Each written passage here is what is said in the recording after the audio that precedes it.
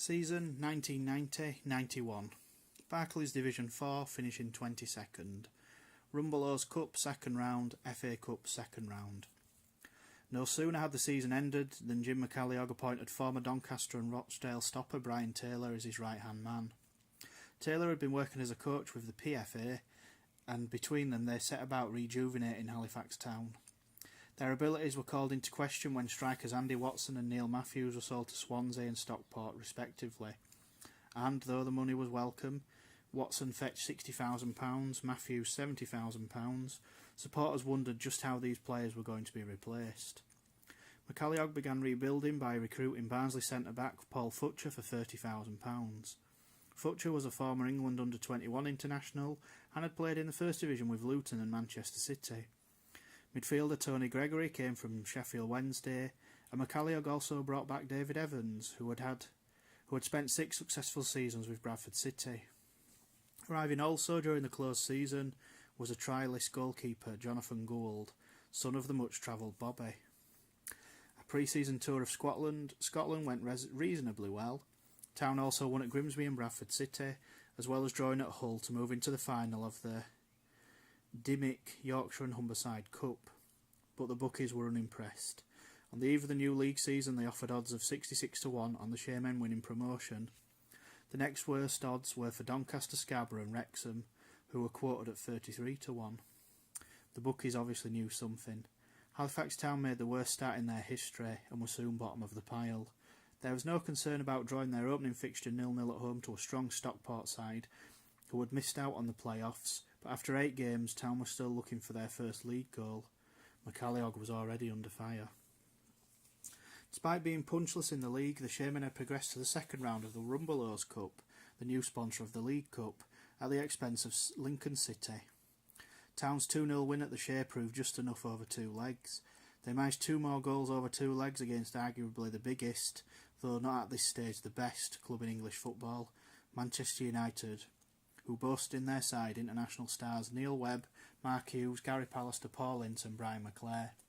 Dave Evans scored an indirect free kick as Town lost the first leg 3-1 at the Shea in front of a near capacity 6,841, and Tony Gregory scored as Town went down 2-1 at Old Trafford.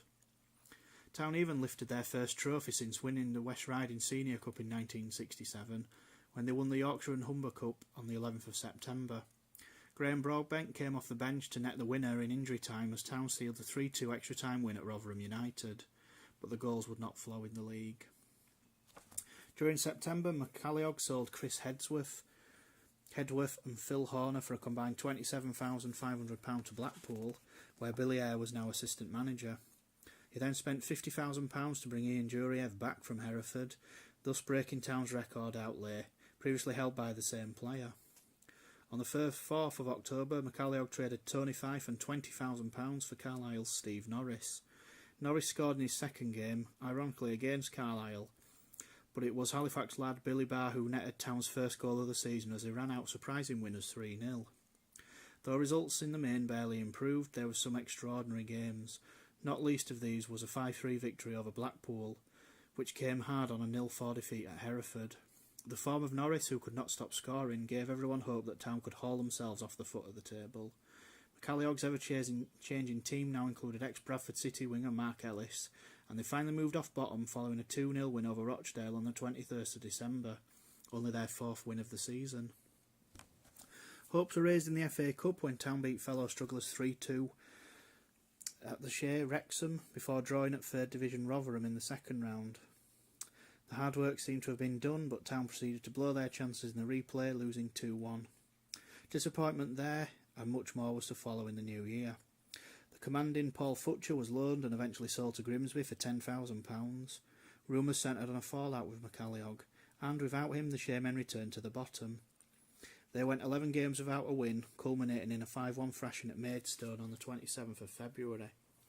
Brief respite had been found in the Leyland Daft Cup, where Town topped Rotherham and Scarborough in their group, but in the first round of the knockout stages they were beaten 1-0 by Blackpool. Town now concentrated their efforts on the league, but good news awaited. The Football League, having reduced the First Division to 20 clubs, decided to revert back to 22. The knock-on effect meant that nobody would be relegated from Division 4, despite the fact that the conference champions would be promoted. Even so, finishing bottom was not what Halifax Town wanted. The Did You Know section for this chapter. In June 1980, George Kirby went to present prizes at a Sport for All the Family Day. He was turned away. The organisers did not recognise him. A week after the Mauling at Maidstone, unpredictable Town beat Walsall 5-2 in an extraordinary game.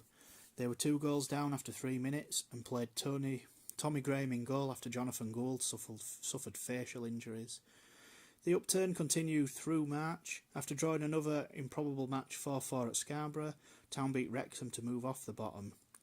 After signing Bradford City winger Kevin Megson, Town did just enough to steer clear of bottom place. Wrexham finished wooden spoonists, though they would now live to fight another day. Other than the form of teenager Craig Fleming, who had come of age and was ever present, the main feature of Halifax Town's season was the goal scoring of Steve Norris. In the closing weeks, Norris was in the running for at least 2 records.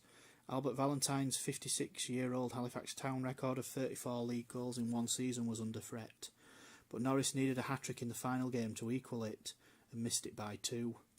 There was also the distinction of being the Football League's top scorer, but in the end, by scoring 32, Norris had scored 2 for Carlisle before coming to the Shea.